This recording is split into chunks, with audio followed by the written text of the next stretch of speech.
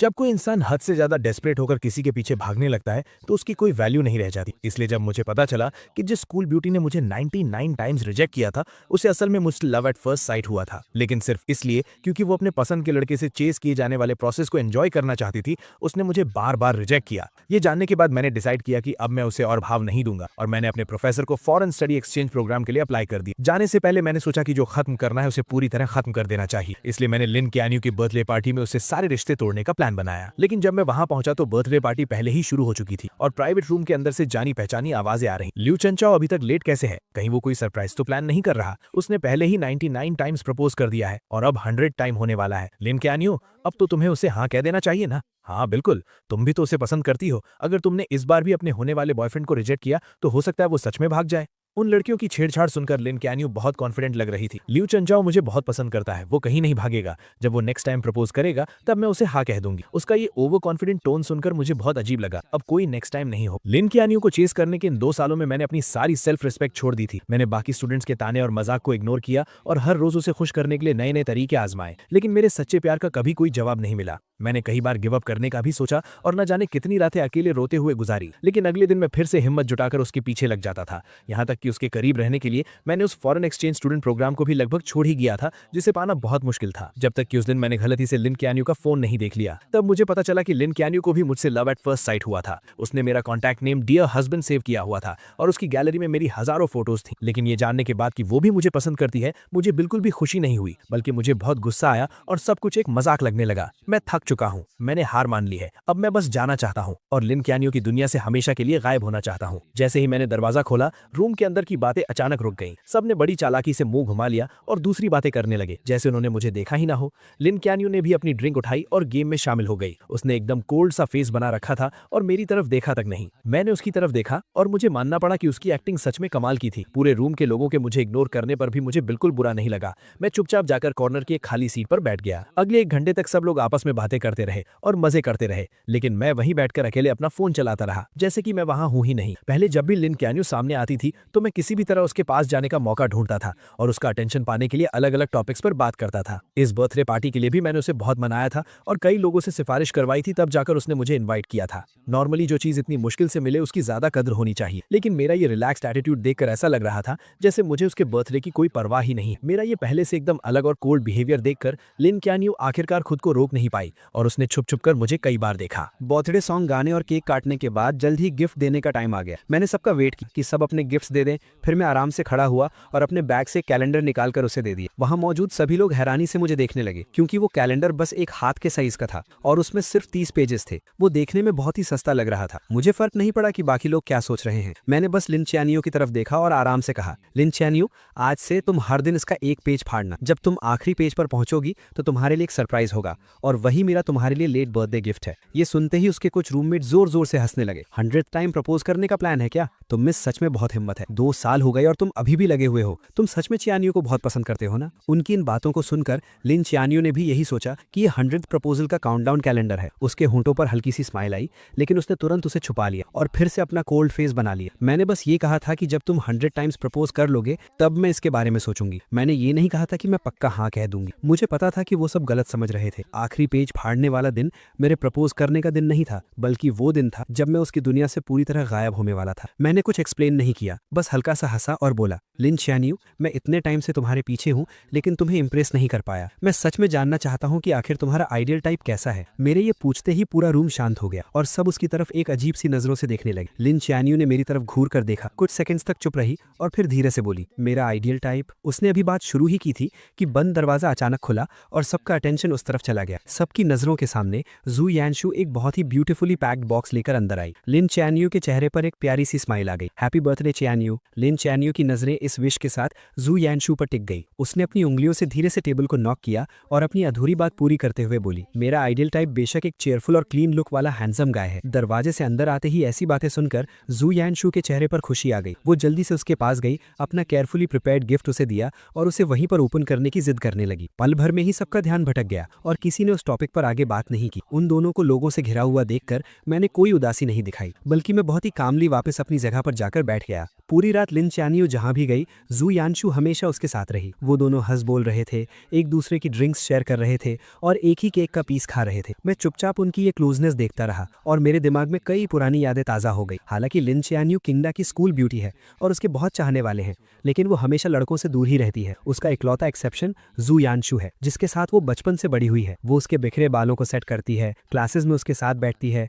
और उसका बैग उठाती है और उसके लिए दूसरे कॉलेजेस की लड़कियों से बैट लगाकर compete करती है। उसकी ये सारी स्पेशल ट्रीटमेंट मेरे दिन में कांटों की तरह चुभती थी। लेकिन सच्चाई पता चलने वाले दिन मुझे समझ आया कि भले ही लिन चानियो और जू यानशु बचपन के दोस्त हों, लेकिन पहले वो इतने क्लोज नहीं थे। जू यानशु पूरा दिन लिन चानियो के पीछे घूमती थी, लेकिन उसने कभी उसे भाव नहीं दिया था। मेरी एंट्री के बाद ही उसने जानबूझकर मेरे सामने जू यानशु के साथ क्लोज होने का नाटक शुरू किया था, सिर्फ इसीलिए ताकि मुझे जेलस फील हो और मैं उसे चेज करने के लिए और ज्यादा मोटिवेट हूं। इसीलिए अब लिन चानियो को मेरे सामने ये सब नाटक देखकर मुझे सिर्फ हंसी आ रही थी। मैंने अपना ग्लास नीचे रखा, खड़ा हुआ और वॉशरूम चला गया। मैंने अपने चेहरे पर पानी के छींटे मारे, जिससे मुझे थोड़ा होश आया। मैंने अपने बैग से टिश्यू निकाला और चेहरे से पानी पोंछने लगा। मेरा चेहरा ढका हुआ था, इसलिए मुझे पता ही नहीं चला कि अचानक कोई मेरे पास आकर खड़ा हो गया। जब मैंने जू यानशु की वो अजीब सी ताने मारने वाली आवाज सुनी, तब मुझे एहसास हुआ कि कुछ गड़बड़ है। लोचेंजो, तुम इतने सालों से सिस्टर चियानियो के पीछे पड़े हो, लेकिन उसने कभी हाँ नहीं कहा, और तुम्हारी इतनी हिम्मत कि तुम बेशर्मों की तरह इस बर्थडे पार्टी में भी आ गए। मैं तुमसे रिक्वेस्ट करती हूँ, वो तुम्हें बिल्कुल पसंद नहीं करती। क्या तुम्हें थोड़ी भी सेल्फ रिस्पेक्ट नहीं है? तुम बस एक सस्ते डेस्परेट इंसान हो। उसकी बातें सुनकर मेरे चेहरे पर जरा सा भी गुस्सा नहीं। मैंने बस उसे कामली देखा और पूछा, क्या तुम्हारी बकवास खत्म हो गई? जू यानशु को मेरे ऐसे रिएक्शन की उम्मीद नहीं, इसलिए वो कुछ पल के लिए हैरान रह गई। बिल्कुल नहीं। क्या तुम्हें पता है कि पूरा स्कूल तुम्हारे बारे में क्या कहता है? 99 टाइम्स प्रपोज करने वाला डेस्परेट कुत्ता। आखिरकार तुम भी एक स्टूडेंट हो,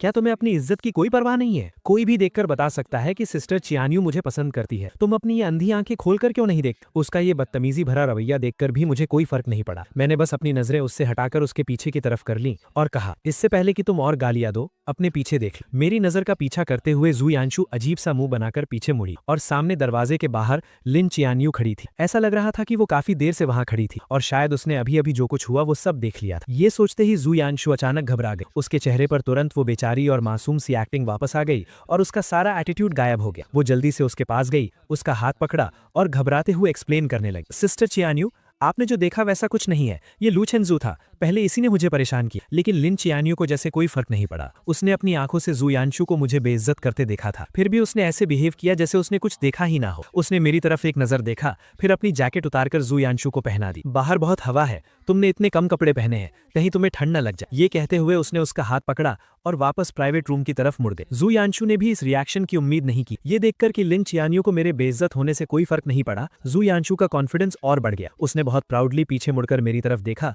और मुझे एक मजाक उड़ाने वाली स्माइल दी। मेरा सिर नीचे था, इसलिए मैंने जू यानशु का वो ताना नहीं देखा। मैंने गीले टिश्यू को मोड़कर डस्टबिन में फेंका और मुड़कर सीढ़ियों से नीचे चला गया। सीढ़ियां एकदम शांत थी, सिर्फ मेरे कदमों की आवाज आ रही। उस अंधेरे में जो कुछ भी अभी हुआ वो मेरे दिमाग में घूमने लगा और मेरे होठों पर एक हल्की सी हंसी आ गई। जब वो जू यानशु को जैकेट पहना रही थी तो उसकी नजरें साफ तौर पर मुझ पर टिकी थी, जबकि उसके मुंह से जू यानशु की फिक्र वाले वर्ड्स निकल रहे थे। मुझे मानना पड़ेगा, उसकी एक्टिंग स्किल्स सच में कमाल। अगर मुझे उसके छुपे हुए इरादों के बारे में पहले से पता ना होता तो शायद मैं सच में उसके धोखे में आ जाता। बाहर जोरों की बारिश हो रही थी और कैब्स लगभग बंद हो चुकी थी। सब लोग बार के दरवाजे पर ही फंस गए थे। लिन चियानियो ने अपने फैमिली ड्राइवर को बुला लिया और कहा कि वो जू यानशु को घर छोड़ेगी। इतनी रात हो गई है, सब जा चुके हैं और लूचेंजू को अकेले यहाँ कैब का वेट करना अच्छा नहीं लगेगा ना। लिन चियानियो ने ड्राइवर से छाता लिया और बोली, उसके पास पैर है, वो खुद चला जाएगा। ये कहकर उसने मेरे रिएक्शन की परवाह किए बिना जू यानशु को लिया और कार में बैठ गए। बारिश में दूर जाती उस स्पोर्ट्स कार को देखकर मुझे कोई फर्क नहीं पड़ा। मैं अपनी कैब ऐप पर कैब ढूंढता रहा। ठंडी हवा में 2 घंटे से ज्यादा वेट करने के बाद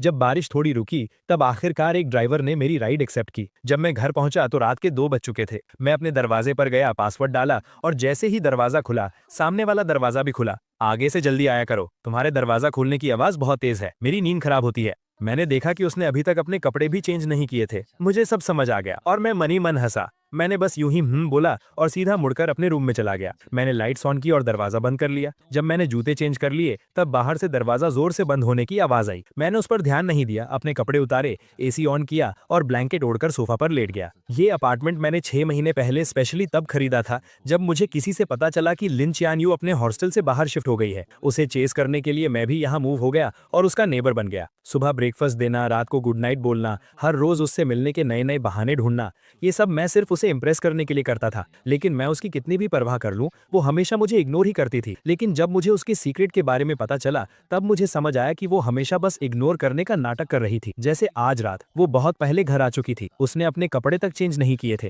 क्योंकि वो मेरी सेफ्टी को लेकर परेशान थी, इसलिए वो सोई नहीं। लेकिन मुझे देखते ही वो जानबूझकर उल्टी सीधी बातें करने लगी। मैं उसके इस मुंह पर कुछ और दिल में कुछ वाले नाटक से थक चुका था और अब मैं उसके इस नाटक का हिस्सा नहीं बनना चाहता था। मैंने अपना फोन निकाला, रियल एस्टेट ऐप ओपन किया और इस अपार्टमेंट की सेल लिस्टिंग डाल दी। क्योंकि मैंने जाने का फैसला कर लिया था, तो अब सब कुछ पूरी तरह से खत्म करना ही सही था। अगली सुबह एजेंट घर चेक करने आई। मैं नींद में उठा, दरवाजा खोला और उसे घर की सारी डिटेल्स बता दी। सब देखने के बाद मैं उसे बाहर छोड़ने ही वाला था कि सामने वाला दरवाजा खुल गया। लिन चियान्यू कार की कीज लेकर बाहर जा रही थी। मेरे साथ एक अनजान औरत को देखकर उसकी भौएं अचानक सिकुड़ गईं। ये कौन है? ये मेरी कजन सिस्टर है, कुछ सामान देने आई थी। मैंने बिना किसी झिझक के झूठ बोल दिया। मेरे पास खड़ी एजेंट हैरानी से मुझे देखने लगी, लेकिन वो बहुत प्रोफेशनल थी, इसलिए उसने मेरा झूठ पकड़ा नहीं और एक बहाना बनाकर वहां से चली गई। मैं वापस रूम में गया, कपड़े चेंज किए और स्कूल जाने का प्लान बनाया। लेकिन जैसे ही मैं मुड़ा, एलिवेटर के सामने कोई खड़ा था और रास्ता रोक रखा था। मैंने सिर उठाकर देखा तो वो लिन चियान्यू थी। मुझे थोड़ा अजीब लगा, क्या वो अभी बाहर नहीं जा रही थी? वो अभी तक गई क्यों नहीं? लिन चियान्यू ने मेरी आंखों में वो कंफ्यूजन देखा और थोड़ी ऑकवर्ड होते हुए बोली, आज मैं तुम्हें स्कूल ड्रॉप कर दूंगी। मुझे समझ नहीं आ रहा था कि आज वो एक अलग इंसान की तरह बिहेव क्यों कर रही है, तो मैंने सिर हिलाकर मना कर दिया। लेकिन वो किसी बीमार इंसान की तरह मुझे ड्रॉप करने की जिद करने लगी। उसने बहुत से बहाने बनाए, लेट होने से लेकर रास्ते में पढ़ने तक। जब लगा कि वो एनवायरनमेंट सेव करने वाला बहाना भी देने ही वाली है, तो मैं उससे बहस नहीं कर पाया। मैं और टाइम वेस्ट नहीं करना चाहता था, इसलिए मैं मान गया। पूरे रास्ते हम दोनों ने एक शब्द भी नहीं बोला। कार के अंदर एकदम सन्नाटा था। उसे मेरी बकबक सुनने की आदत थी। अब मुझे इतना शांत देखकर लिन चियान्यू को बहुत अजीब लग रहा था और उसके मन में एक हैरानी सी थी। ऐसा लग रहा था कि ये उसका वहम नहीं है। मैं इन कुछ दिनों में सच में बदल गया हूँ और ये बदलाव उसे अंदर ही अंदर घबरा रहा था। जब हम स्कूल पहुंचे, मैंने अपनी सीट बेल्ट खोली, बस थैंक यू कहा और पहले ही बाहर निकल गया। मैं तेजी से स्कूल गेट के अंदर गया और मैंने नोटिस किया कि वहां से गुजरने वाला हर इंसान मुझे एक बहुत अजीब नजर से घूर रहा है। यही लू चेंजू है। हाँ, वही जो ट्रेंडिंग टॉपिक में है। कितनी शर्म की बात है। ये अजीब बातें सुनकर मैंने जल्दी से अपना फोन चेक किया और मुझे मेरे कुछ फ्रेंड्स के भेजे हुए लिंक्स दिखे। मैंने लिंक ओपन किया और देखा कि किसी ने लिन ख्यानयू को चेस करने की मेरी पूरी कहानी गॉसिप पेज पर डाल दी थी और वो ट्रेंड कर रही थी। उस चिंग द डेस्परेट डॉग वाले टाइटल को देखकर मैं एकदम हैरान रह गया। उस टाइटल के अंदर सबसे पॉपुलर पोस्ट वही थी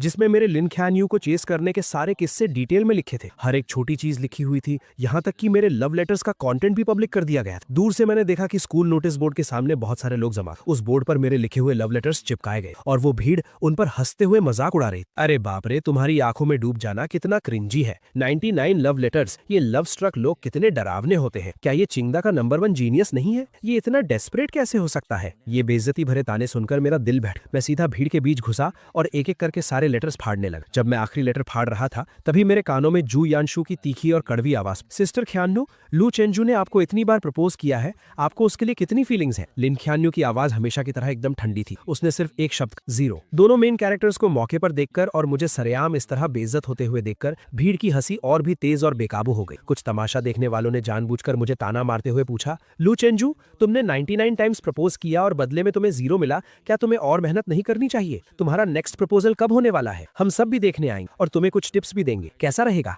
मैंने अपने हाथों में उन फटे हुए लव लेटर्स को कसकर पकड़ ली, इतनी जोर से कि मेरी उंगलियां सफेद पड़ गई। कुछ बातें मेरे होठों तक आईं और मैं कुछ बोलने ही वाला था, लेकिन चारों तरफ से मुझे घूरती उन नजरों को देखकर मैंने खुद को रोक लिया। मैंने अपने हाथों में उन लेटर्स को हवा में ऊंचा उठाया जैसे कोई बैटल फ्लैग लहरा रहा हो और जोर से अनाउंस, ठीक है, 100वां प्रपोजल। स्कूल के सेंट्रल स्क्वायर में 3 दिसंबर की सुबह 9 बजे पूरे स्कूल के स्टूडेंट्स अपने दोस्तों के साथ इसे देखने के लिए इन्वाइटेड है। ये कहने के बाद मैंने परवाह नहीं की कि वहां खड़े लोग क्या रिएक्शन दे रहे हैं। मैं अपना सिर ऊंचा करके पूरे कॉन्फिडेंस के साथ वहां से चला गया। उस सुबह मैं अपनी क्लासेस में नहीं गया। मैं वापस घर आ गया और मैंने अपने पास रखे उन सभी लव लेटर्स को एक एक करके फाड़ा, उन्हें जलाकर राख कर दिया और फिर फ्लश कर दिया। वीकेंड पर एक क्लब जो काफी टाइम से इनएक्टिव था, उसने अचानक मीटअप का मैसेज भेजा। मुझे वैसे भी अपनी क्लब रेजिग्नेशन एप्लीकेशन देनी थी, तो मैं वहां चला गया। लेकिन जैसे ही मैंने दरवाजा खोला, मैंने देखा कि लिन ख्यान्यू, जो कभी इन इवेंट्स में नहीं आती थी, वो भी आज हैरानी से वहां मौजूद। मैंने उसे इग्नोर किया और सीधा कॉर्नर में जाकर बैठ गया। मुझे देखते ही जू यानशु के कुछ दोस्तों ने नाटक शुरू कर, ख्यान्यू यहाँ आने के लिए कैसे मान गई? बेशक इसीलिए क्योंकि यानशु को पार्टी करना पसंद है। सब जानते हैं कि हमारी स्कूल ब्यूटी सिर्फ यानशु की बात मानती। मुझे उनके इन सस्ते नाटकों में कोई इंटरेस्ट नहीं, इसलिए मैंने बस कुछ ऑरेंजेस लिए और उन्हें छीलकर खाने। जब सब लोग जमा जमा हो गए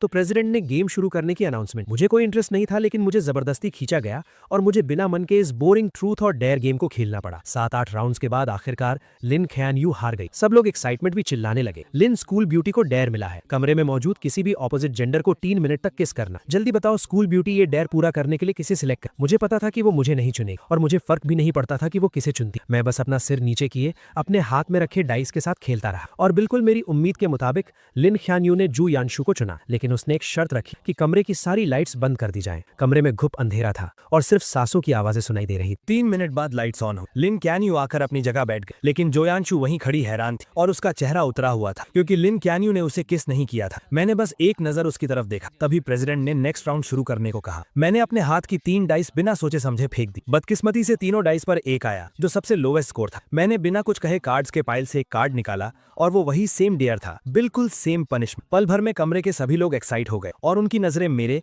लिन क्यान्यू और जोयांशु के बीच घूमने लगी। मैंने ऐसे प्रिटेंड किया जैसे मैं कुछ देख ही नहीं रहा। मैंने गेम का पॉइंटर घुमा दिया और वो मेरे सामने बैठी एक जूनियर गर्ल पर जाकर रुका। सबको लगा कि मैं पीछे हटने वाला हूँ। मैंने उस जूनियर से कहा, सॉरी, तुम्हें थोड़ी परेशानी होगी। वो जूनियर एकदम कंफ्यूज थी और बस खड़ी होने ही वाली थी कि अचानक लिन क्यान्यू झटके से खड़ी हुई और उसने अपनी चेयर को लात मारकर गिरा दी। जब किसी को समझ नहीं आ रहा था कि क्या हुआ, उसने ठंडे स्वर में बात काटते हुए कहा, बहुत देर से खेल रहे हैं, मैं थक गई हूँ, अब ब्रेक का टाइम है ना। उसके रूममेट्स भी हाँ में हाँ मिलाने लगे तो प्रेसिडेंट को मजबूरन पनिशमेंट को होल्ड पर रखना पड़ा। ब्रेक के दौरान कुछ लड़कियों ने कहा कि उन्हें भूख लगी। रूममेट्स तुरंत कमरे के लड़कों को नीचे खाने पीने का सामान लाने के लिए ले गए और उन्हें गए हुए 20 मिनट हो गए। उन्हें वापस आता ना देख प्रेसिडेंट और वेट नहीं करना चाहता था, इसलिए उसने गेम कंटिन्यू करने की अनाउंसमेंट की। मैंने अपना फोन नीचे रखा और चारों तरफ देखा। तब मुझे पता चला कि वो जूनियर वहां नहीं थी। सच कहूं तो लिन क्यान्यू को छोड़कर वहां कोई भी लड़की नहीं थी। मुझे गेस करने की जरूरत नहीं थी, मुझे पता था कि ये लिन क्यान्यू ने जानबूझकर किया है, लेकिन मैं उसके प्लान को सक्सेसफुल नहीं होने देना चाहता था। इसलिए मैंने अपने सामने रखा 500 ml का ग्लास उठाया और सबकी तरफ इशारा किया। मैंने जिस पार्टनर को सिलेक्ट किया था वो जा चुका, इसलिए गेम के रूल्स के हिसाब से मैं ड्रिंक खत्म करके अपनी पनिशमेंट पूरी करूंगा। ये कहने के बाद मैंने बिना कोई एक्सप्रेशन बदले पूरा ग्लास एक सांस में खत्म कर दी। लिन क्यान्यू को उम्मीद नहीं थी कि मैं उसे चुनने के बजाय ड्रिंक पीना चूज करूंगा। उसका चेहरा तुरंत गुस्से से डार्क हो गया। उसने मेरी तरफ देखा जिसका चेहरा अब लाल हो रहा था और अपने हाथ में पकड़े डाइस को इतनी जोर से दबाया कि उससे आवाज आने लगी। आधे लोगों के चले जाने के बाद गेम में कोई मजा नहीं बचा था, इसलिए वो पार्टी वहीं खत्म हो गई। मैं नशे में झूमता हुआ सबके जाने का वेट करता रहा। फिर मैंने अपने बैग से क्लब रेजिग्नेशन एप्लीकेशन निकाली और प्रेसिडेंट को दे दी। दीवार के सहारे मैं नीचे जाने की कोशिश करने लगा। मैं सीढ़ियों के पास पहुंचा ही था कि मुझे धुंधला धुंधला जोयांशु दिखाई दी। मैं उसे इग्नोर करके साइड से निकलने ही वाला था कि उसने मेरा हाथ जोर से पकड़ लिया। उसकी आंखों में बहुत गुस्सा था। अभी लाइट्स ऑन होने के बाद तुमने मुझे उस अजीब नजरों से क्यों देखा था? मैं तुम्हें बता दूं, भले ही सिस्टर क्यान्यू में मुझे किस नहीं किया, उसका भी एक रीजन था। वो मेरी रिस्पेक्ट करती है। उसकी बातें सुनकर मेरी हंसी छूटने ही वाली थी, लेकिन मुझे पता था कि इस वक्त मैं कुछ भी कहूं जोयांशु नहीं समझेगी, इसलिए मैंने बस अपना सिर हिलाया और कहा, तुम बिल्कुल सही कह रही हो। ये कहकर मैंने उसका हाथ छुड़ाया और जाने लगा, लेकिन जोयांशु ने मुझे और जोर से पकड़ लिया और लगातार मुझे गालियां देने लगी। हम दोनों के बीच धक्का मुक्की होने लगी। मेरे पैर वैसे ही लड़खड़ा रहे थे और उसके खींचने की वजह से मेरा बैलेंस बिगड़ गया। मैं सीधा पीछे की तरफ गिरा और उन ऊंची सीढ़ियों से नीचे लुढ़कता चला गया। जोयांशु भी घबरा गई और उसका बैलेंस बिगड़ गया, जिससे वो भी मेरे साथ सीढ़ियों से नीचे गिर गई। ऊपर से गिरने की आवाज सुनकर जो स्टूडेंट्स अभी ज्यादा दूर नहीं गए थे वो तुरंत मुड़े और वापस भागे। हम दोनों को इतनी बुरी तरह घायल देखकर सब घबरा गए। आखिर में लिन क्यान्यू ने किसी को कांटेक्ट किया और हमें अपने फैमिली हॉस्पिटल भेज दिया। चेकअप के बाद डॉक्टर ने बताया कि मेरी हड्डी क्रैक हो गई है और अगर टाइम पर सर्जरी नहीं हुई तो मैं हमेशा के लिए डिसेबल्ड हो सकता हूँ। जब से उसे पता चला कि हमें चोट लगी है, उसकी नजरें मुझसे एक पल के लिए भी नहीं हटी। मेरे पीले पड़े चेहरे और माथे से टपकते पसीने को देखकर ऐसा लग रहा था जैसे वो भी मेरे दर्द को फील कर रही थी और उसका दिल भी दर्द से तड़प रहा था। ऑपरेशन थिएटर रेडी था, लेकिन हॉस्पिटल में अभी सिर्फ एक ही एक्सपर्ट डॉक्टर मौजूद था जो ये सर्जरी कर सकता था। लिन क्यान्यू को डिसाइड करना था कि पहले सर्जरी किसकी होगी। उसने बिना सोचे मेरी तरफ देखा और मेरी नजरें भी उसी पर थी। मेरी उन आंखों में अब पहले वाला प्यार और पागलपन नहीं था, बस एक मरे हुए तालाब जैसी शांति थी। मेरी उस नजर को देखकर लिन क्यान्यू का दिल जोर से कांप उठा। मिस, प्लीज जल्दी डिसाइड कीजिए, पहले की सर्जरी करनी है। मैं स्ट्रेचर पर अपने पीले पड़े चेहरे के साथ लेटा हुआ था। बेहोश होने से ठीक 1 सेकंड पहले मैंने लिन क्यान्यू को पूरे कॉन्फिडेंस के साथ एक नाम लेते हुए सुना, जोयांशु। पहले जोयांशु को बचाओ। जल्दी ही डॉक्टर्स जोयांशु को ऑपरेशन थिएटर में ले गए। जैसे ही वो दरवाजा बंद हुआ मैं पूरी तरह से बेहोश हो गया। जब मुझे दोबारा होश आया तब तक 1 दिन बीत चुका था। आंखें खोलते ही सबसे पहले मैंने अपने पैरों को हाथ लगाकर चेक किया। जब मुझे फील हुआ कि मेरे पैर अभी भी सही सलामत हैं, तब जाकर मैंने चैन की सांस ली। मेरी आंखों से खुशी के आंसू छलक पड़े। थैंक गॉड, मैं डिसेबल्ड नहीं हुआ। खबर मिलते ही मेरे मेरे पेरेंट्स तुरंत आ गए और मुझे टॉप फ्लोर के वीआईपी वार्ड में शिफ्ट कर दिया, जहां वो मेरी देखभाल करने लगे। 2 घंटे बाद जू यांशु को मेरे ठीक सामने वाले वार्ड में शिफ्ट किया गया। लिन क्यून्यू खुद उसका हाथ पकड़कर उसे अंदर लेकर आई। चेकअप्स में आसानी हो इसलिए दोनों वार्ड्स के दरवाजे खुले हुए थे और मैं सामने वाले वार्ड में जो कुछ भी हो रहा था वो सब साफ साफ सुन सकता था। जू यांशु दर्द से परेशान थी तो लिन क्यून्यू को अलग अलग बातों से उसका ध्यान भटकाने की कोशिश कर रही थी। हॉस्पिटल का खाना उसे पसंद नहीं आ रहा था तो लिन क्यून्यू खुद घर जाकर उसके लिए लाइट और हेल्थी खाना बनाकर लाई। वार्ड में खाली बैठे उसे बोर फील हो रहा था तो लिन क्यून्यू उसके टाइम पास के लिए अलग अलग मजेदार चीजें लेकर आई। इन 10 दिनों में वो दोनों इतने क्लोज हो गए कि नर्सेस भी गॉसिप करने लगी कि क्या हॉस्पिटल के डायरेक्टर को उनका होने वाला दामाद मिल गया है। मैं चुपचाप ये सब सुनता रहा और मैंने कोई दखल नहीं दिया, लेकिन मुझे अच्छे से पता था कि लिन क्यून्यू ये सब नाटक सिर्फ मुझे दिखाने के लिए कर रही है। आखिरकार मैंने इस वार्ड का दरवाजा सैकड़ों बार बंद किया था, लेकिन हर बार दरवाजा बंद होते ही कोई नर्स चेकअप के लिए आ जाती। ये कोई इत्तेफाक तो बिल्कुल नहीं। डिस्चार्ज वाले दिन मुझे बेसमेंट पार्किंग में वो दोनों फिर मिल गए। मुझे आता देख लिन क्यून्यू ने व्हील चेयर पर बैठी जू यांशु को उठाया और कार में बिठा दिया। लू चेंजो, मैंने सुना है तुम क्यून्यू के घर के सामने ही रहते हो, चलो हम तुम्हें ड्रॉप कर देते हैं। मैं उनसे कोई बात नहीं करना चाहता था तो मैंने बिना सिर उठाए सीधा अपनी कैब में बैठ गया। जब कैब मेरे अपार्टमेंट के नीचे पहुंची मैंने अपने पेरेंट्स की हेल्प लेने से मना कर दिया और अपनी क्रचेस के सहारे अकेले ही घर चला गया। एलिवेटर बेसमेंट 1 से फर्स्ट फ्लोर पर आई। लिन क्यून्यू जिसे जू यांशु को घर छोड़ने जाना था वो अचानक एलिवेटर के अंदर आ गई। हम दोनों ने एक दूसरे को देखा लेकिन किसी ने कुछ नहीं कहा। एलिवेटर 17th फ्लोर पर रुकी। लिन क्यून्यू दरवाजे के पास खड़ी थी और बाहर नहीं जा रही, इसलिए मुझे अपनी क्रचेस के सहारे थोड़ा घूमकर पहले बाहर निकलना पड़ा। मैं धीरे चल रहा था लेकिन मेरे पीछे आ रही लिन क्यून्यू मुझसे भी धीरे चल रही। मैं फील कर सकता था कि उसकी नजरें मुझ पर ही टिकी थी। जब मैं दरवाजे पर पहुंचा मैंने पासवर्ड डालना चाहा लेकिन अचानक मेरी क्रच जमीन पर गिर गई। मुझे दीवार के सहारे धीरे धीरे नीचे झुकना पड़ा। जैसे ही मैंने अपनी क्रच पकड़ी अचानक मेरे सामने एक परछाई सी आई। लिन क्यानयू भी नीचे बैठ गई थी, शायद मेरी क्रच उठाने के लिए, लेकिन जैसे ही उसकी नजर मुझसे मिली उसने अपना हाथ पीछे खींच लिया और अपने खुले हुए शूलेस बांधने का नाटक करने लगी। मेरे चेहरे पर एक मजाक उड़ाने वाली स्माइल आ गई। मैंने अपनी क्रच उठाई, धीरे धीरे खड़ा हुआ और रूम के अंदर चला गया। घर पर लंबे समय तक रेस्ट करने के बाद फाइनल एग्जाम्स का टाइम आ गया। हालांकि मुझे जल्द ही विदेश जाना था लेकिन अब मैं थोड़ा चल सकता था, इसलिए मैंने एग्जाम पोस्टपोन करने की एप्लीकेशन नहीं दी और एग्जाम देने चला गया। लेक्चर हॉल में बहुत सीढ़ियां थी और मेरे पैरों की चोट अभी पूरी तरह ठीक नहीं हुई थी, इसलिए मैं बीच में फर्स्ट रो में बैठ गया। थोड़ी देर में लिन क्यानयू जू यांशु को सहारा देकर अंदर लाई। मुझे देखते ही जू यांशु ने तुरंत नाटक शुरू कर दिया कि उसके पैर में दर्द है और उसे फर्स्ट रो में ही बैठना है। लिन क्यानयू उसे मेरे बगल वाली सीट तक ले आई और खुद दीवार के साथ वाली सीट पर बैठ गए। एग्जाम जल्द ही शुरू हो गया। जू यांशु ने वेट किया और जैसे ही टीचर आखिरी सीढ़ी से नीचे उतरा उसने चुपके से पेपर की एक चिट मेरी डेस्क पर फेंक दी जो बीच के आयल से पार होकर मेरे पास आई। मेरा पेन पकड़ा हुआ हाथ रुक गया। मुझे कुछ समझ आता उससे पहले ही टीचर मुड़ा और उसने मुझे डांट दी। एग्जाम से पहले ही मैंने बार बार कहा था कि मार्क्स कम आए तो चलेगा लेकिन कैरेक्टर पर कोई सवाल नहीं उठना चाहिए, चीटिंग बिल्कुल अलाउ नहीं और तुमने जानबूझकर ये गलती की है। लू चेनचाओ, तुम्हारा एग्जाम कैंसिल किया जाता है। तब जाकर मुझे समझ आया कि यू यांशु का असली प्लान क्या था, लेकिन मैं चुपचाप ये इल्जाम अपने सिर नहीं लेना चाहता था। मैं तुरंत खड़ा हुआ और अपने डिफेंड में कहा कि सीसीटीवी फुटेज चेक किया जाए। बदकिस्मती से सुबह ही टीचिंग बिल्डिंग की इलेक्ट्रिसिटी कट गई थी, इसलिए क्लास का सीसीटीवी कैमरा चालू नहीं था। यू यांशु के चेहरे पर हैरानी से खुशी में बदलते हुए एक्सप्रेशन को देखकर मुझे बहुत गुस्सा आ रहा था। लिन क्यानयू यू यांशु के बगल में बैठी और उसने सब कुछ अपनी आंखों से देखा था। टीचर भी किसी बेकसूर को सजा नहीं देना चाहता था, इसलिए उसने तुरंत लिन क्यानयू को आगे बुलाया। किंगडा की टीचिंग बिल्डिंग लिन फैमिली ने ही इन्वेस्ट की थी। लिन क्यानयू को किसी की चापलूसी करने की जरूरत नहीं और वो हमेशा फेयर रहती, इसलिए टीचर्स और स्टूडेंट्स के बीच उसकी बात को बहुत अहमियत दी जाती। पूरी बात सुनने के बाद लिन क्यानयू ने आंखें उठाकर मुझे देखा और फिर बहुत ही कामनेस के साथ बोली, जिसने चीटिंग की वो यू यांशु नहीं है। उसके ये कहते ही मेरे ऊपर लगा इल्जाम पक्का हो। लू चेनचाओ, अब तुम्हारे पास क्या बहाना है? तुमने चीटिंग की, उसे एक्सेप्ट भी नहीं कर रहे और उल्टे अपनी क्लासमेट पर इल्जाम लगा रहे हो। तुम सच में सुधरने वाले नहीं। तुम्हारे पिछले मार्क्स भी कहीं चीटिंग से तो नहीं आए थे? कुछ भी हो जाए इस बार मैं इसे पूरे स्कूल में अनाउंस करके तुम्हें पनिश करूंगा। मैं अपनी जगह पर ही खड़ा रह गया। मुझे ऐसा लगा जैसे मैं किसी बर्फ की खाई में गिर गया। मुझे लगा था कि सही और गलत के बीच फैसले के वक्त लिन क्यानयू हमेशा अपने प्रिंसिपल्स को फॉलो करेगी, इसलिए मैंने उसका नाम लिया। लेकिन मुझे बिल्कुल उम्मीद नहीं थी कि सब कुछ अपनी आंखों से देखने के बावजूद वो यू यांशु को बचाने के लिए झूठ बोलेगी। अब मैं कितनी भी सफाई दे दूं सब बेकार था। मैंने लिन क्यानयू को गहरी नजरों से देखा और बिना एक शब्द कहे वहां से चला गया। मेरी उन लाल आंखों को देखकर लिन क्यानयू अचानक घबरा गई। वो बिना सोचे मेरे पीछे आई और मेरा रास्ता रोक। लू चेनचाओ, मुझे पता है इस मामले में गलती यांशु की थी, लेकिन वो बहुत सेंसिटिव है। मैं नहीं चाहती कि लोग उसके बारे में बातें बनाएं। उसने मुझे एक बार भी सॉरी नहीं कहा, बस यू यांशु को डिफेंड करने में लगी हुई थी। मुझे तो शक होने लगा था कि उस दिन जो फोटोज मैंने देखी थी वो कहीं कोई सपना तो नहीं था, तो इसी वजह से तुमने मुझे फंसाने में उसकी मदद की। वो लोगों के ताने नहीं सह सकती लेकिन मैं सह सकता हूँ, है ना? लिन चैन-यू, तुम्हें लगता है कि मैंने तुम्हें 99 टाइम्स प्रपोज किया है तो मैं बहुत बेशर्म हूँ और मैं इतना स्ट्रांग बन चुका हूँ कि मुझे किसी की बातों से कोई फर्क नहीं पड़ता। मेरी ये हालत देखकर लिन चैन-यू की बाई आंख फड़कने लगी। उसने सीधा मेरा हाथ पकड़ा और बोली, मेरा वो मतलब नहीं था, ये सिर्फ एक एग्जाम है, क्रेडिट्स बाद में मेकअप किए जा सकते हैं। आज तुम्हारे साथ जो भी नाइंसाफी हुई है, मैं आगे चलकर उसे ठीक करने का कोई ना कोई रास्ता निकाल लूंगी। ठीक करना? तुम तो मुझे पसंद भी नहीं करती, फिर इसे कैसे ठीक करोगी? मेरा ये मजाक उड़ाने वाला टोन सुनकर लिन चैन-यू का दिल बैठ गया और वो लगभग अपने दिल की बात बोलने ही वाली थी। किसने कहा मैं पसंद नहीं करती? ये बोलते ही उसे एहसास हुआ कि उसने कुछ गलत बोल दिया है। उसने जल्दी से खुद को रोका और कहा, तुम मुझ पर ट्रस्ट करो, तुम्हारे 100th प्रपोजल के दिन मैं तुम्हें सब कुछ वापस लौटा दूंगी। लिन चैन-यू बस यही कहने वाली थी कि वो मेरे प्रपोजल को पक्का एक्सेप्ट कर लेगी। पहले वो इतनी आसानी से अपनी फीलिंग शो नहीं करती थी, लेकिन अब मुझे कोई फर्क नहीं पड़ता था। मैंने उसका हाथ झटक दिया और बोला, तो फिर उस कैलेंडर के पेजेस फाड़ती रहो और आखिरी दिन का वेट करो। मुझे अपना हाथ पीछे खींचते देख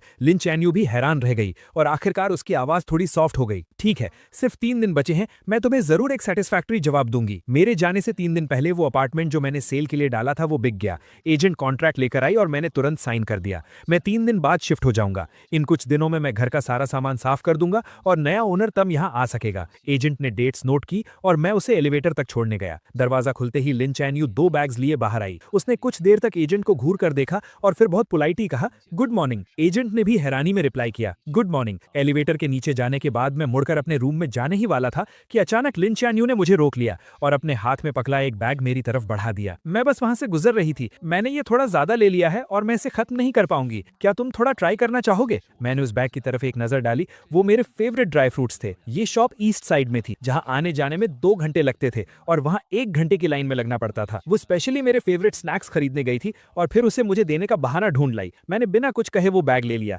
लेकिन घर के अंदर जाते ही मैंने उस बैग को हवा में उछाल कर फेंक दिया और वो सीधा डस्टबिन में जाकर गिरा। जाने से 2 दिन पहले मैं प्रिंटिंग शॉप गया और मैंने हजारों रुपए खर्च करके 5 उंगलियों के साइज के 10,000 कार्ड्स प्रिंट करवाए। मैं अपने पुराने हॉस्टल गया और अपने रूममेट्स को एक काम दिया। मैंने उनसे कहा कि 3 तारीख को वो मेन बिल्डिंग की छत पर जाएं और इन कार्ड्स को पूरे स्क्वायर पर उड़ा दें। रूममेट्स को भी पता था कि हाल ही में क्या हुआ है। मुझे अभी भी हार न मानता देख वो सब मुझे समझाने लगे, चंचू रहने दो ना, लिन चैन-यू ने तुम्हारे साथ इतना बुरा किया, तुम खुद को और क्यों तकलीफ दे रहे हो? हाँ यार, उसने सच में बहुत गलत किया है, तुम्हारा प्यार डिजर्व नहीं करती वो। हालांकि मैं मूव ऑन कर चुका था, लेकिन अपने दोस्तों को अपनी इतनी परवाह देख मुझे बहुत अच्छा लगा। मैंने कहा, टेंशन मत लो, मुझे पता है मैं क्या कर रहा हूँ, तुम बस मेरे लिए वो कार्ड्स उड़ा देना। मैंने पहले ही एक क्लीनिंग कंपनी हायर कर ली है जो बाद में सब साफ कर देगी और मेरा प्रपोज करने का कोई प्लान नहीं है। मैं असल में हमेशा के लिए गुड बाय कहना चाहता हूँ। मेरी बातें सुनकर वो सब हैरान रह गए। उन्हें समझ नहीं आया कि मेरे दिमाग में आखिर चल क्या रहा है। मैंने उन्हें थैंक यू बोला और मुड़कर वहां से चला गया। मुझे दूर जाते देखकर मेरे रूममेट्स ने कार्ड बॉक्स खोला और उसमें से एक कार्ड निकाला। उस पर सिर्फ एक लाइन लिखी थी, लू चेन-जियू अब कभी लिन चैन-यू को पसंद नहीं करेगा। जाने से 1 दिन पहले मैं स्कूल गया और अपनी सारी फॉर्मेलिटीज पूरी करने के बाद घर आकर पैकिंग शुरू कर। मुझे यहाँ शिफ्ट हुए सिर्फ आधा साल हुआ था, इसलिए मेरे पास ज्यादा सामान नहीं, लेकिन जो था उसमें से ज्यादातर लिन चैन-यू से जुड़ा। मैंने कुछ बॉक्सेस लिए और उन सब चीजों को उसमें भेज। वो स्कार्फ जिससे बुनने में मुझे आधा महीना लगा था, मैंने उसे उधेड़ कर सिर्फ एक धागे का गोला बना। वो सिरामिक वेस्ट जो उसने चैरिटी में दिया था और मैंने उसे बहुत मुश्किल से ऑक्शन में खरीदा। मैंने उसे तोड़कर टुकड़े टुकड़े कर दिए। जो लव लेटर्स मैंने रातों को जागकर उसके लिए लिखे थे, मैंने वो सब पेपर श्रेडर बॉक्स डस्टबिन में। उन सारी चीजों के जाते ही मेरा और लिन चैन-यू का सारा पास्ट खत्म। आखिर में घर में सिर्फ 2 कपड़े बचे। ये वही शर्ट और लूज ब्लैक जीन्स थी जो उसने उस दिन पहनी थी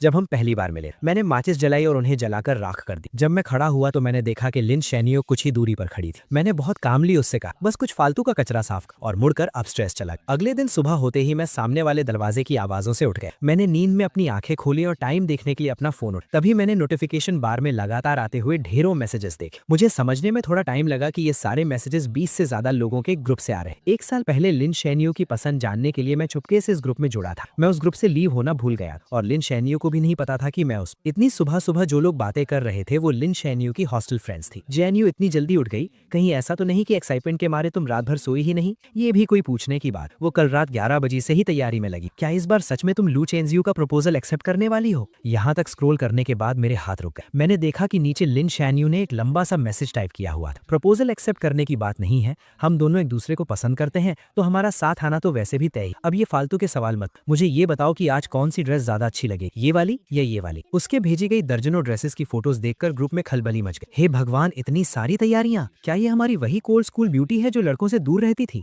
उन सब के रिएक्शंस के बीच लिन शैनयू ने सिर्फ एक ही रिप्लाई की, मैं उसे बहुत पसंद करती और इस जिंदगी में मुझे उसके अलावा और कोई नहीं चाहिए। ये एक लाइन देखकर मेरी हंसी छूट गई और मेरे दिमाग में पुरानी बातें घूमने लगी। उसका ये मुझे पसंद है वाला मैसेज देखकर मुझे ओ हेनरी की कहानियों की तरह एक बहुत बड़ा मजाक महसूस हुआ। वो मुझे पसंद करती थी, इसलिए उसने 99 टाइम्स मेरा प्रपोजल रिजेक्ट और मुझे सबके सामने एक मजाक बनने। वो मुझे पसंद करती थी, इसलिए वो मुझे इग्नोर करती थी और जानबूझकर दूसरे लड़कों के क्लोज जाकर मुझे जेलस फील कराती। वो मुझे पसंद करती थी, इसलिए उसने सच को झूठ में बदलकर मुझ पर झूठे इल्जाम लगाए और मेरी सच्ची फीलिंग्स को पैरों तले रौंद दिया। अगर उसका प्यार ऐसा है तो मुझे ऐसा प्यार नहीं चाहिए। ग्रुप चैट में मैसेजेस अब और तेजी से आ रहे थे। हॉस्टल में रहने वाली कुछ लड़कियों ने वहां की कुछ फोटोज भेजी। अभी बस 7 बज रहे थे, लेकिन स्क्वायर में पहले से ही बहुत भीड़ जमा हो गई। सब मेरा 100th प्रपोजल देखने आए थे। जैनियो जल्दी आओ, कहीं ऐसा ना हो कि प्रपोजल शुरू हो जाए और तुम जो मेन हीरोइन हो तुम्हें अंदर घुसने की जगह नहीं मिले। मैं ग्रुप से बाहर निकलने ही वाला था कि मैंने देखा लिन चियनयू ने मुझे एक मैसेज भेजा था, मैं निकलने वाली हूँ और तुम? मैं भी निकलने के लिए तैयार हूँ, बस फर्क इतना है कि मैं हमेशा के लिए निकलने वाला हूँ। मुझे अचानक ये देखने का बहुत मन हुआ कि ग्राउंड पर उन कार्ड्स को हवा में उड़ता देखकर लिन चियनयू का रिएक्शन क्या हो। जब उसे पता चलेगा कि मैं देश छोड़कर जा चुका हूँ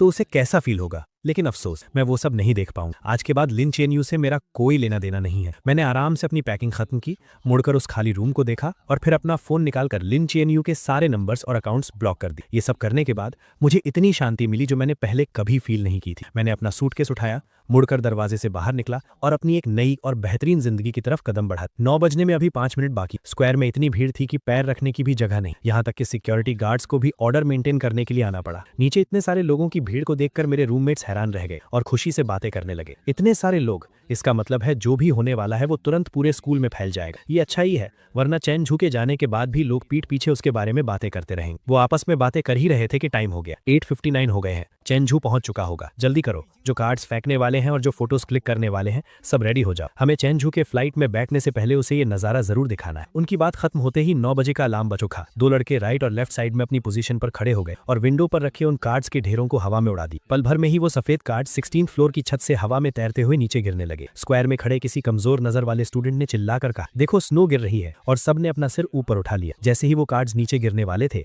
लोगों ने उन्हें पकड़ने के लिए छलांग लगाई, ये देखने के लिए कि आखिर उन पर क्या लिखा है। और स्क्वायर के बिल्कुल बीच में खड़ी लिन चियनयू भी अपना सिर उठाकर ऊपर देख रही थी। उसके साथ खड़ी लड़कियां भी इस नजारे को देखकर हैरान थी। वाओ, ये कितने सारे हैं, कम से कम 10,000 कार्ड्स होंगे। लू चेनझू ने सच में बहुत मेहनत की। अपनी सहेलियों की ये तारीफें सुनकर लिन चियनयू का दिल भी उम्मीदों से भर गया। उसने अपना हाथ ऊपर किया और एक कार्ड कैच कर ली। उसने चेहरे पर स्माइल के साथ उसे पलटा, लेकिन जैसे ही उसने उस पर लिखे वर्ड्स पढ़े, उसके चेहरे की स्माइल वहीं जम गई। उसके बगल में खड़ी सहेलियां उसे चिढ़ाने के लिए आगे आईं, लेकिन कार्ड पर लिखे वर्ड्स देखकर उनकी भी आंखें फटी रह गई और वो हकलाते हुए बोली, ये इम्पॉसिबल है, पक्का कोई गलती हुई है। वो उसे दिलासा देते हुए नीचे गिरे बाकी कार्ड्स उठाने लगी और लिन चेनयू को दिखाने लगी, लेकिन उन नए कार्ड्स पर भी बिल्कुल सेम चीज प्रिंट थी। लू चेनजू अब कभी लिन चेनयू को पसंद नहीं करेगा। अब सब लोग सच में घबरा गए थे। उन्होंने जल्दी से अपने बगल में खड़े लोगों के हाथ से कुछ कार्ड्स छीन लिए, लेकिन उन्हें पढ़ने के बाद उनके दिलों का डर और बढ़ गया। ये कैसे पॉसिबल है? क्या ये प्रपोजल है? ये क्या बकवास लिखी? कहीं किसी ने जानबूझकर गड़बड़ तो नहीं की है? वो लोग अभी भी बहाने बना ही रहे थे कि तभी भीड़ में खड़े बाकी लोगों के हाथ में भी कार्ड्स आ गए और वो जोर जोर से चिल्लाने लगे, लू चेनजू अब कभी लिन चेनयू को पसंद नहीं करेगा।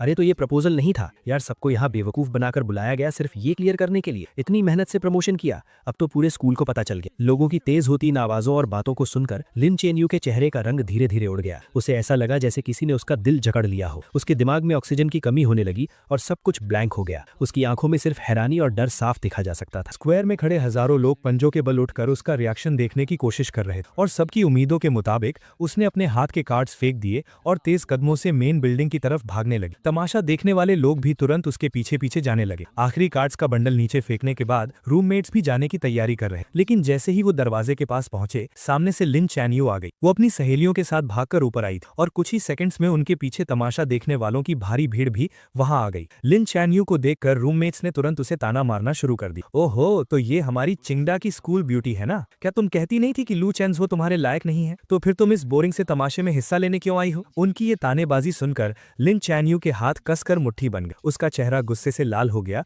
और उसने पूछा, क्या ये कार्ड्स तुम लोगों ने अपनी मर्जी से नीचे फेंके हैं? अपनी मर्जी शब्द सुनकर तीनों लड़के जोर से हंस पड़े। हमारी इतनी हिम्मत कहाँ? ये सब लू चेंजो ने बहुत सारे पैसे खर्च करके प्रिंट करवाए थे और बहुत मेहनत से स्कूल तक लेकर आया था। हम तो बस उसका आखिरी काम पूरा करने वाले मजदूर हैं। ये सुनकर पीछे खड़े स्टूडेंट्स आपस में फुसफुसाने लगे। लिन चैनयू को तो लू चेंजो पसंद नहीं था ना। अब जब उस लड़के ने हार मान ली है तो ये इतनी बेचैन क्यों हो रही? तुम्हें क्या पता, नॉवेल्स की लैंग्वेज में इसे कहते हैं कि एक घमंडी लड़की का घमंड टूट गया है और अब वो अपने प्यार के पीछे भाग रही है। मुझे तो लगता है कि अगर वो अब रिग्रेट कर रही है तो वो इसी लायक है। जब उसने पहले 99 टाइम्स उसे इग्नोर किया तब वो क्या कर रही थी? लोगों की ये बातें लिन चैनयू के दिल में तीखे चाकुओं की तरह चुभ रही और उन्होंने उसके लंबे समय से चले आ रहे कॉन्फिडेंस को चकनाचूर कर दी। इन 2 सालों में उसे लगा था कि वो मुझे पूरी तरह समझती है और मेरे थॉट्स और एक्शंस को इजीली कंट्रोल कर सकती, और आखिर हुआ भी वैसा ही। मेरे पिछले 99 प्रपोजल्स बिल्कुल वैसे ही खत्म हुए थे जैसे उसने सोचा था। उसे लगा था कि 100th टाइम सब कुछ खत्म हो जाएगा और मेरे और उसके बीच एक परफेक्ट हैप्पी एंडिंग हो। लेकिन जब उसे लग रहा था कि वो पूरी तरह जीत चुकी है,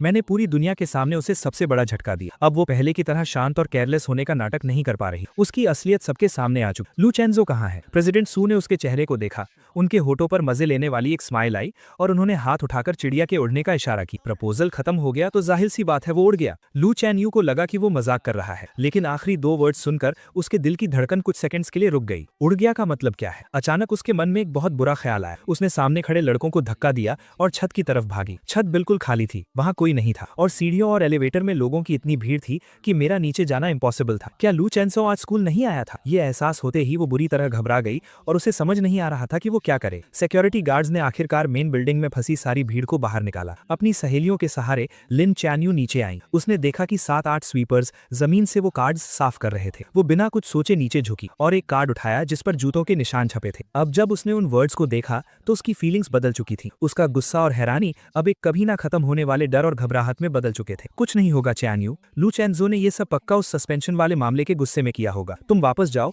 और उसे अच्छे से एक्सप्लेन करो। अपने दिल की सारी बातें उसे बता दो। वो तुम्हें बहुत पसंद करता है, वो तुम्हें पक्का माफ कर देगा। हाँ, उसने तुम्हें 2 साल चेज किया है और 99 टाइम्स प्रपोज किया है। इस बार वो पक्का बस ऐसे ही गुस्सा दिखा रहा है। तुम उसे थोड़ा सा मना लोगी तो वो मान जाएगा। हालांकि सब लोग उसे पॉजिटिव बातें बोलकर समझा रहे थे, लेकिन लिन चैनयू के सिक्स्थ सेंस उसे बता रही थी कि इस बार सब कुछ पहले से बिल्कुल अलग है। वो अपनी उस घबराहट को रोक नहीं पा रही थी और उसे अपनी सहेलियों की बातें भी शोर लग रही थी। परेशान होकर वो सीधा कार ड्राइव करके अपार्टमेंट की तरफ निकल गई। वो मुझे ढूंढकर सब कुछ क्लियर करना चाहती थी। 10:30 पर उसने अपनी कार पार्क की और जैसे ही सोसाइटी के गेट पर पहुंची उसने डस्टबिन साफ करने वालों को देखा। अचानक उसे कल रात का वो सीन याद आ गया जब मैं जमीन पर बैठकर कुछ जला रहा था। उस वक्त भी उसे लगा था कि कुछ अजीब है, लेकिन उसने मुझसे पूछा नहीं। अब वो देखना चाहती थी कि आखिर मैंने क्या जलाया था, लेकिन गार्ड ने वहां नया डस्टबिन रख दिया था। क्लीनिंग ट्रक दूर जा चुका था तो मजबूरन लिन चैनयू हाथ में वो कार्ड लिए ऊपर चली गई। एलिवेटर का दरवाजा खुलते ही वो सामने रखे कुछ बड़े लगेज बॉक्सेस के कारण अंदर ही फंस गई। पास खड़े लड़के ने देखा कि वो बाहर नहीं आ पा रही है तो उसने जल्दी से सॉरी बोला और लगेज हटाने लगा। लिन चैनयू ने अंदाजा लगाया कि शायद ये कोई नया नेबर है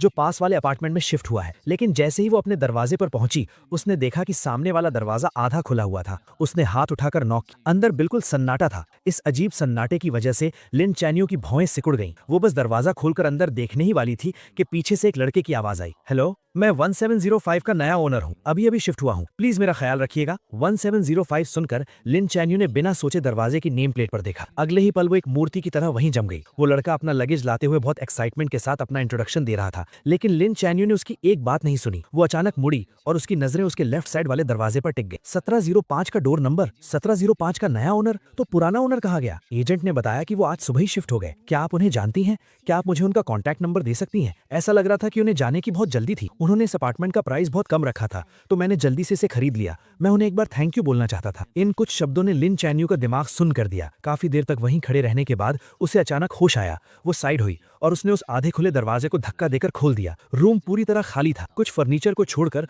वहां कोई भी पर्सनल चीज नहीं थी। वो कमरा एक नए घर की तरह एकदम साफ था। उस लड़के ने लिन चैनयू के पीले पड़ते चेहरे पर ध्यान नहीं दिया और अभी भी दांत दिखाते हुए हंस रहा था। साफ है ना?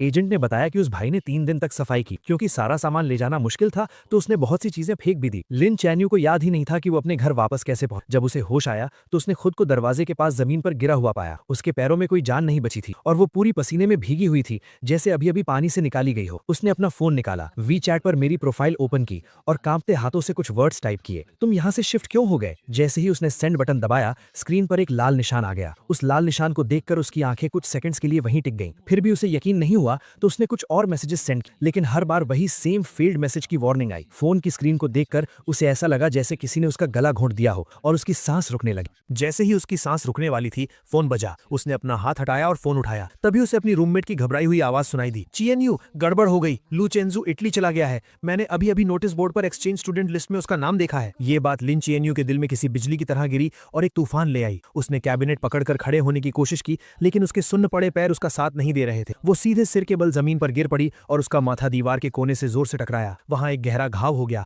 और खून तेजी से बहने लगा। पास गिरे फोन से घबराई हुई आवाजें आ रही। तुम्हें क्या हुआ है? हम अभी आ रहे हैं। लिन चीएनयू के पास अब इन बातों को समझने का टाइम नहीं था। उसने अपना हाथ उठाकर अपने घाव को दबाया। उसे ऐसा लग रहा था जैसे उसके दिमाग को चींटियां कुतर रही हों। वो नसों का दर्द बर्दाश्त से बाहर था। वो सिकुड़कर गोल हो गई और उसके गले से दर्द भरी कराह निकलने लगी। उसकी आंखों के सामने अंधेरा छा गया। पूरी तरह बेहोश होने से पहले उसके दिमाग में बस वही एक लाइन चल रही थी जिसे उसने आज ना जाने कितनी बार पढ़ा था और जो उसके दिल पर छप चुकी थी। लू चेंजू अब कभी लिन चीएनयू को पसंद नहीं करेगा। लिन चीएनयू को बहुत गहरी चोट आई थी। किस्मत से उसकी जान बच गई, लेकिन उसे आईसीयू में एडमिट करना पड़ा। जब उसे होश आया तो उसे पता चला कि 3 दिन बीत चुके हैं। उसकी सहेलियों ने उसके बेड के पास खड़े होकर चैन की सांस ली और फिर उसे बताने लगी कि उसके बेहोश रहने के दौरान क्या क्या हुआ था। जो खबर उन्हें मिली थी उसके हिसाब से लू चेंजू 3 दिन पहले ही इटली पहुंच चुका था, लेकिन अभी तक उसके एडमिशन की फॉर्मेलिटीज पूरी नहीं हुई थी। सुना है कि लिस्ट पब्लिक होने के बाद किसी ने स्कूल में उसकी कंप्लेन कर दी कि उसने अभी कुछ टाइम पहले एग्जाम में चीटिंग की थी, इसलिए उसका एक्सचेंज प्रोग्राम कैंसिल कर देना चाहिए। अगर उसका प्रोग्राम कैंसिल हो गया तो उसे पक्का वापस आना पड़ेगा। चीएनयू, तुम टेंशन मत लो, वो कहीं भाग नहीं सकता। लिन चीएनयू का दिल जोर से धड़कने लगा और उसकी आंखें फटी की फटी रह गईं। वो अभी इस शॉकिंग न्यूज से बाहर भी नहीं आ पाई थी कि दरवाजे पर नॉक हुआ। एक रूममेट भागकर दरवाजा खोलने गई और बाकी तीनों हैरानी से देखने लगी। उन्होंने देखा कि फेमस प्रोफेसर जांग बहुत गुस्से में अंदर आए। उन्होंने बेड पर लेटी लिन चीएनयू की तरफ एक नजर देखा। उनका वो बिना कुछ कहे डराने वाला ऑरा ऐसा था कि कोई उनसे आंख नहीं मिला पा रहा था। तुम ही लिन चीएनयू हो ना? सुना है चेंजू और जू यानचू वाले चीटिंग केस में तुमने ही गवाही दी थी। मुझे तुमसे बात करनी है। ये सुनकर रूममेट्स वहां रुकने की हिम्मत नहीं कर पाई और तुरंत वार्ड से बाहर चली गईं। धीरे धीरे बंद होते दरवाजे को देखते हुए लिन चीएनयू ने हल्का सा अपना सिर उठाया। हाँ, मैंने ही गवाही दी थी। ये जवाब सुनते ही प्रोफेसर जांग का चेहरा गुस्से से लाल हो गया और उन्होंने अपनी आवाज तेज करते हुए कहा, चेंजू ने मुझे बताया कि तुमने झूठी गवाही दी है। इतने बड़े मामले में तुमने झूठ बोलने की हिम्मत कैसे की? क्या तुम्हें पता भी है कि इसका उसके फ्यूचर पर क्या असर पड़ेगा? अगर ऑफिशियल नोटिस आ गया और ऊपर से जो कंट्रोवर्सी तुम्हारे कारण इंटरनेट पर हुई थी उसे मिला दें तो उसकी पूरी जिंदगी तुम्हारे हाथों बर्बाद हो जाएगी। वो तुम्हें पसंद करता है, लेकिन अपने दिल पर हाथ रखकर बताओ, क्या इन 2 सालों में उसने कभी तुम्हारे साथ कुछ बुरा किया है? क्या तुम उससे इतनी नफरत करती हो कि उसे पूरी तरह से बर्बाद करना चाहती हो? अगर तुम्हारे अंदर थोड़ी सी भी इंसानियत बची है तो तुरंत स्कूल एडमिनिस्ट्रेशन के पास जाकर उन्हें सच बताओ। ये बातें सुनकर लिन चीएनयू का दिमाग सुन्न हो गया और उसका दिल घबराहट से तेज धड़कने लगा। उस वक्त वो बस इस बात से गुस्सा थी कि मैंने क्लब पार्टी में उसे चूज नहीं किया था।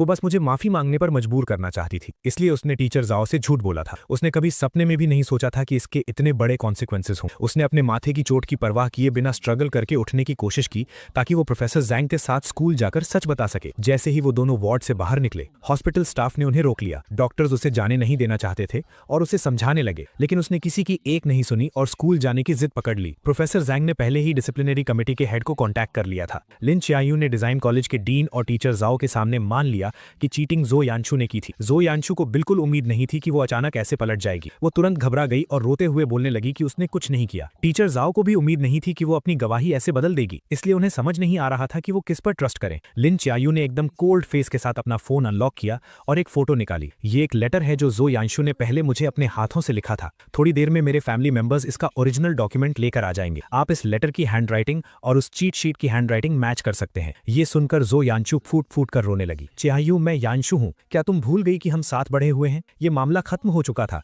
तुम झूठ क्यों बोल रही हो? लिन चीएनयू ने देखा कि इतने सॉलिड प्रूफ के बाद भी वो मुकरने की कोशिश कर रही है। उसकी आंखों में एक गहरी नफरत आ गई। मैंने तुम्हें कभी पसंद नहीं किया। मैं बस पहले एक्टिंग कर रही थी। अब मेरा एक्टिंग करने का मन नहीं है तो जाहिर है कि मैं तुम्हें नहीं बचाऊंगी। अगर तुमने ये किया है तो तुम्हें अपने एक्शंस की रिस्पॉन्सिबिलिटी लेनी होगी। उसके इतना कहते ही लिन फैमिली के लोग वो ओरिजिनल लेटर लेकर आ गए। जब एक एक लेटर मैच किया गया तो ये साफ हो गया कि चीट शीट पर हैंडराइटिंग जो यानशु की ही थी। डिसिप्लिनरी कमेटी ने तुरंत एक मीटिंग बुलाई और पूरे स्कूल में सच अनाउंस करने का फैसला किया। क्योंकि इस इंसिडेंट का बहुत बुरा असर पड़ा था, इसलिए जो यानशु को स्कूल से एक्सपेल कर दिया गया और ये बात उसके परमानेंट रिकॉर्ड में डाल दी गई। जब सब कुछ सेटल हुआ तब तक अंधेरा हो चुका था। लिन चियांगयू दीवार का सहारा लेते हुए बाहर आई और उसने प्रोफेसर जैंग को रोका। प्रोफेसर जैंग, क्या चैनजू को पता है कि यहाँ क्या हुआ? हालांकि मामला पूरी तरह से सॉल्व हो गया था, लेकिन प्रोफेसर जैंग का गुस्सा अभी शांत नहीं हुआ था और वो अभी भी उससे चिढ़े हुए थे। वो लगभग एक्सपेल होने वाला था, तो उसे कैसे नहीं पता होगा? क्या तुम्हारे दिमाग में सच में चोट लग गई है? इस तरह डांट खाने के बाद लिन चियांगयू को और भी बुरा लगा, लेकिन वो फिर भी कुछ पूछना चाहती थी। अब जब सब कुछ ठीक हो गया है तो क्या वो वापस आएगा? ये एक्सचेंज प्रोग्राम पूरे डिजाइन कॉलेज में सिर्फ एक ही था और चैनजू ने इसे अपनी मेहनत से हासिल किया था। वो इटली में 3 साल तक अपनी स्टडीज पूरी करेगा और वापस आने के बाद उसका फ्यूचर बहुत ब्राइट होगा। वो वापस क्यों आएगा? और वैसे भी क्विंगडा में तुम्हारे जैसे लोग हैं, अगर वो वापस नहीं आएगा तो कम से कम उसे तकलीफ तो नहीं सहनी पड़ेगी। अगर मुझे पता होता कि वो इतना अंधा है कि तुम्हारी जैसी लड़की को पसंद करेगा तो मैंने उसे उसी वक्त समझाया होता कि पार्टनर चुनते वक्त अपनी आंखें खुली रखनी चाहिए। जब मुझे प्रोफेसर जैंग का सब कुछ ठीक होने वाला कॉल आया, मैं बीच पर सन बात ले रहा था। मुझे नहीं पता कि प्रोफेसर ने लिन चियांगयू से सच कैसे उगलवाया, लेकिन मैंने उन्हें दिल से थैंक यू कहा। प्रोफेसर जैंग ने मुझे कुछ और एडवाइस दी और फिर अपनी मीटिंग के लिए चले गए। मैंने अपने बगल में रखा जूस पिया और आराम से अपनी बीच चेयर पर लेट गया। 3 दिन पहले मैं इटली पहुंचा था और मेरा प्लान सीधा एडमिशन की फॉर्मेलिटीज पूरी करने का था, लेकिन स्कूल एडमिनिस्ट्रेशन ने वेरिफिकेशन के लिए चाइना कॉल किया और अचानक मुझे बताया कि मेरे एडमिशन में कोई प्रॉब्लम है और अभी प्रोसेस नहीं हो सकता। मैंने अपने रूममेट से पूछा, तब मुझे पता चला कि किसी ने छुपकर मेरी कंप्लेन की है। इसलिए मैंने प्रोफेसर जैंग को कांटेक्ट किया, उन्हें सारी बात बताई और उनसे हेल्प मांगी। हालांकि प्रोफेसर जैंग चिंगडा के बहुत रिस्पेक्ट वाले इंसान हैं, लेकिन मुझे पता था कि इस सिचुएशन को क्लियर करना बहुत मुश्किल होगा और मैं किसी भी तूफान का सामना करने के लिए रेडी था। सच कहूं तो लिन चियांगयू से मिलने के बाद से मेरा स्ट्रेस सहने का लेवल बहुत बढ़ गया था। अब जब मैं एक्सपेल होने जैसी बड़ी प्रॉब्लम को फेस कर रहा था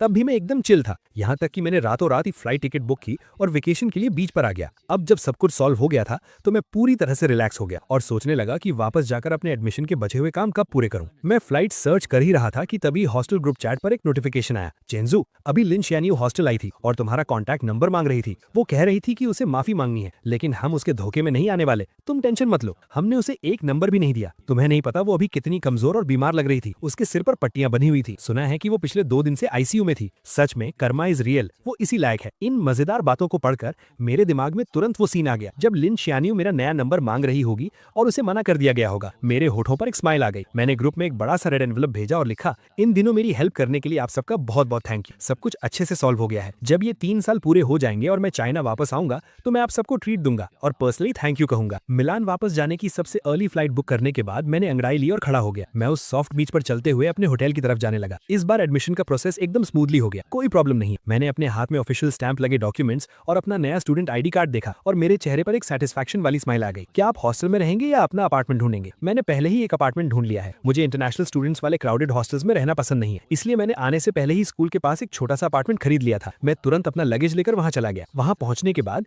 मैंने अपने सामने सीढ़ियां देखी और अपने भारी सूटकेस को उठाने की कोशिश की और एक लंबी सांस ली। मैं सोच ही रहा था कि क्या मुझे पैसे देकर किसी से हेल्प लेनी चाहिए कि तभी एक बहुत ही खूबसूरत लड़की मेरे पास आई। उसने इंग्लिश में मुझसे पूछा कि क्या मुझे हेल्प चाहिए। मैंने जल्दी से सिर हिलाकर हाँ कर दी। उस खूबसूरत लड़की ने मेरा लगेज उठाने में हेल्प की और हम सीढ़ियां चढ़ने लगे। रास्ते भर हम बातें करते रहे। अपार्टमेंट के दरवाजे तक पहुंचते पहुंचते हमने एक दूसरे को इंट्रोड्यूस भी कर दिया था। मैंने थोड़ा झुककर उसे थैंक यू कहा, लेकिन उसने अपनी लाल हो चुकी हथेलियां दिखाई और मजाक करते हुए बोली, मैंने तुम्हारी हेल्प की है, क्या सिर्फ एक थैंक यू काफी होगा? अगर तुम्हें प्रॉब्लम ना हो तो क्या तुम मुझे अपना बिजनेस कार्ड दे सकते हो? ये सुनकर मैं एक पल के लिए हैरान रह गया, लेकिन जल्द ही समझ गया कि मैंने अपनी पॉकेट्स में बहुत ढूंढा लेकिन मुझे कोई कार्ड नहीं मिला। मैंने बहुत सॉरी फील करते हुए कहा, सॉरी मेरे पास कार्ड नहीं है। तभी उसने पता नहीं कहां से एक पेन निकाला और अपना हाथ मेरे सामने कर दिया। प्लीज अपना फोन नंबर मेरे हाथ पर लिख दो। मैं कुछ सेकंड्स के लिए झिझका, लेकिन फिर मैंने पेन लिया और उसके हाथ पर अपना नंबर लिख दिया। नए अपार्टमेंट में शिफ्ट होने के बाद मैं कई दिनों तक बिजी रहा और आखिरकार मैंने घर को अच्छे से सेट कर लिया।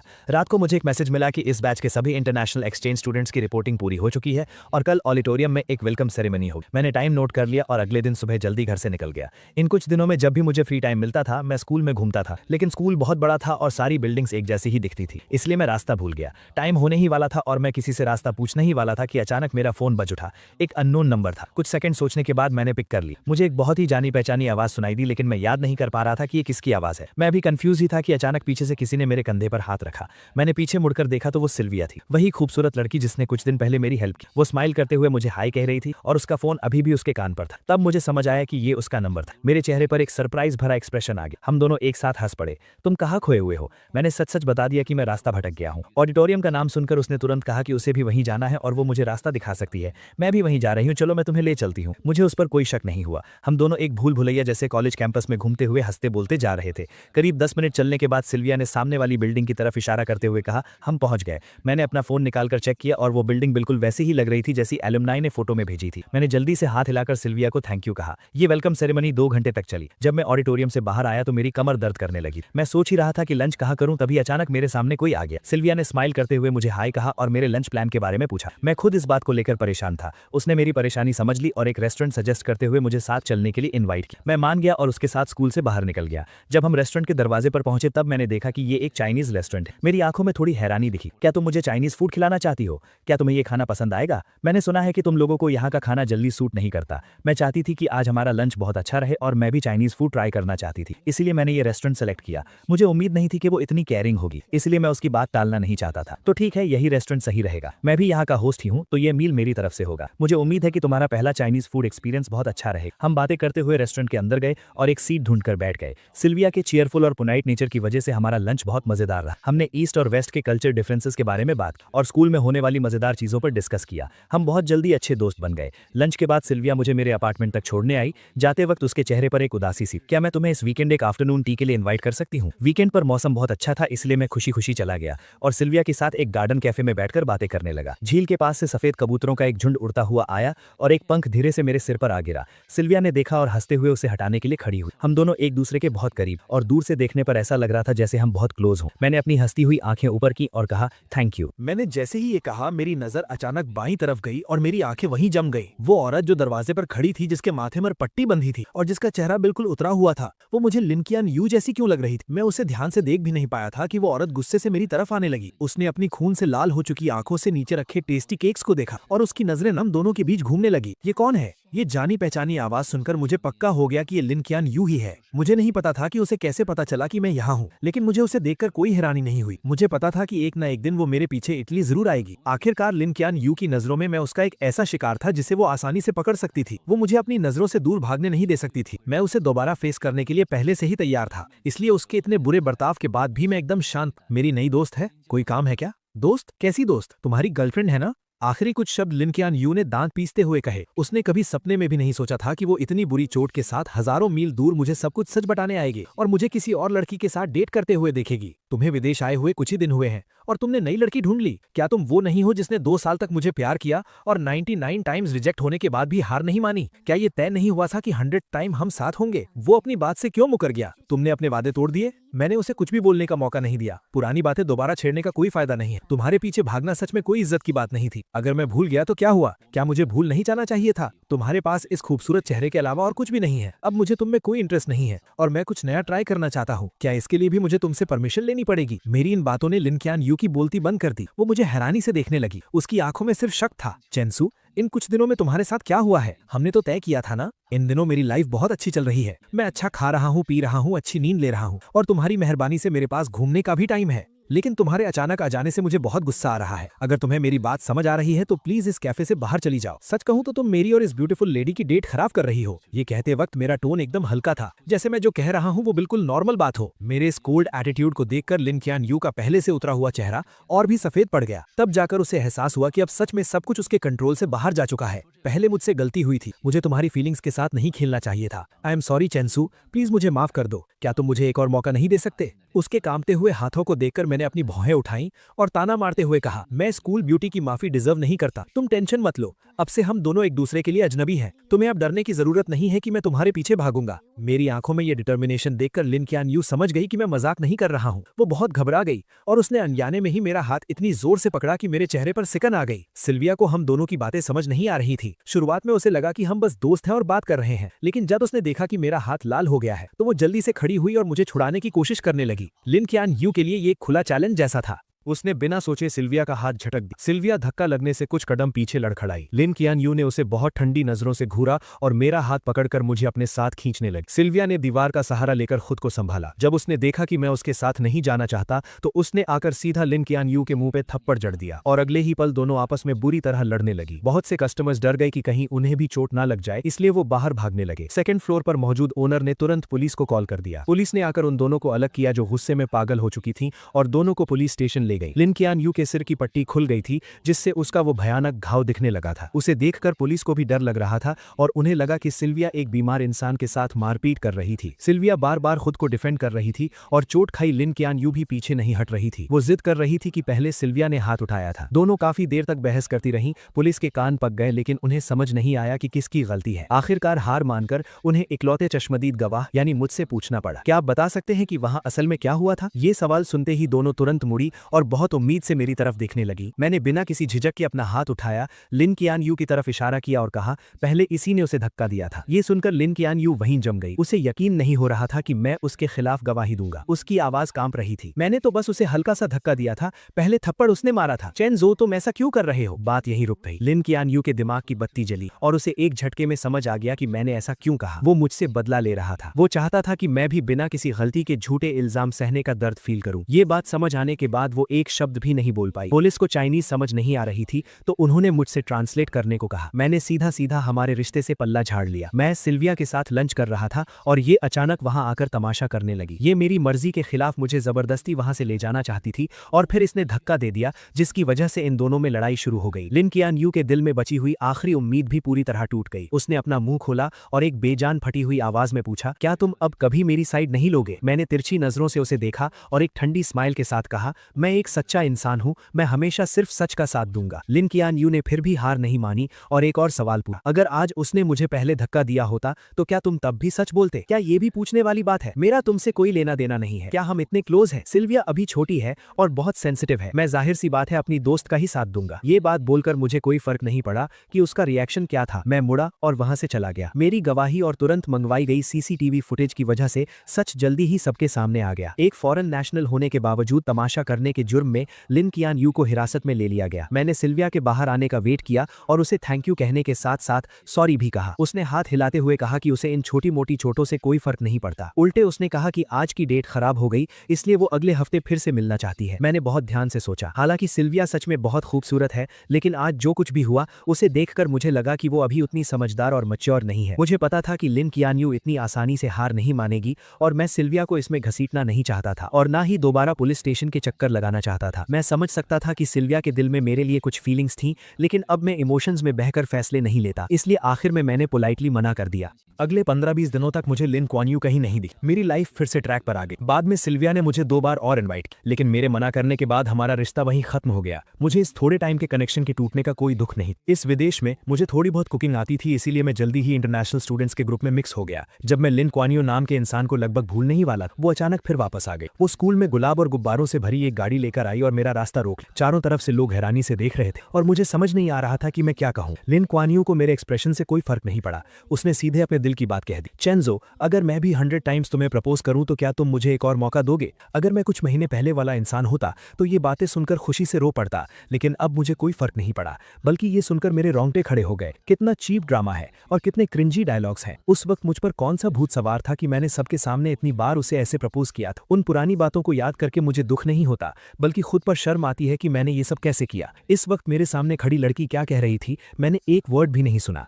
काफी देर तक कोई जवाब ना मिलने पर लिन क्वान यू और घबराने लगी। वो बेचैन हो गई और टेंशन में मेरी तरफ देखने लगी। मैंने सीधा उसकी नजरों को इग्नोर किया, पीछे मुड़ा और दूर खड़े लोगों को हाथ हिलाकर बुलाया, हाय गुचिंग शुए, गुसीची, तुम लोग कहाँ जा रहे हो? लिन क्वान यू ने मेरी नजरों का पीछा किया तब उसे समझ आया कि मैं किसी और से बात कर रहा हूँ। ये देखकर लिन क्वान यू का दिल जैसे जम सा गया। लिन क्वान यू, चेंजो, बात अभी पूरी भी नहीं हुई थी कि गुचिंग शुए नाम की वो लड़की मेरे पास आई। उसकी आवाज बहुत फ्रेंडली थी। हम कैंपिंग पर जाने का प्लान कर रहे हैं चेंजो, क्या तुम भी चलोगे? मौसम बहुत अच्छा था, वीकेंड का कोई प्लान नहीं था और सामने एक बहुत बड़ी मुसीबत मुसीबत खड़ी थी। मेरे पास मना करने का कोई रीजन नहीं था, इसीलिए मैं तुरंत राजी हो गया। मैंने हंसते हुए उससे आज रात के प्लान्स के बारे में पूछा। हम दोनों ने लिन क्वानियो की तरफ मुड़कर भी नहीं देखा, बस आपस में बातें करते हुए कैंपिंग ग्रुप में शामिल हो गए। हम सबको दूर जाता देखकर लिन क्वानियो का चेहरा बुरी तरह सफेद पड़ गया। उसने अपनी मुट्ठी कस ली और गुचिंग शुए को बहुत जलन और नफरत भरी नजरों से देखने लगी। लिन क्वानियो हमारे पीछे पीछे शहर से बाहर तक आ गई। नदी के उस पार से वो साफ देख सकती थी कि हमारे बीच क्या हो रहा है। 7-8 इंटरनेशनल स्टूडेंट्स मिलकर पार्टी कर रहे थे और बहुत खुश लग रहे थे। वो हमारे बीच नहीं आ सकती थी, इसीलिए वो दूर से ही देखती रही, लेकिन मुझे जितना देखती उसका दिल उतना ही भारी होता जा रहा था। मैं जो कुछ भी कर रहा था, वो गुचिंग शुए नाम की लड़की हमेशा मेरे आसपास ही थी। मेरे और उसके बीच कभी भी 10 कदम से ज्यादा की दूरी नहीं हुई और हम लगातार करीब आ रहे थे। ये क्लोजनेस बाकी लोगों जैसी नॉर्मल नहीं थी। ये देखकर लिन क्वानियो की आंखें जलन से लाल हो रही थी और उसका बस नहीं चल रहा था कि वो आकर सीधा मुझे वहां से खींच ले जाए, लेकिन उसे अच्छे से पता था कि अगर उसने ऐसा कुछ किया